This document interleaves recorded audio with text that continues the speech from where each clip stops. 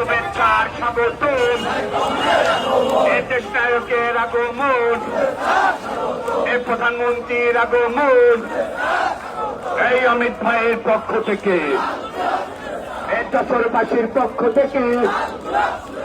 শান্তিযুবকের পক্ষ থেকে এই অমিত ভাই ডাকছে,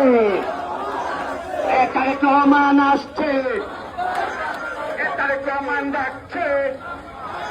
এই অমিত ভাই ডাকছে, তারেক রহমান আসছে,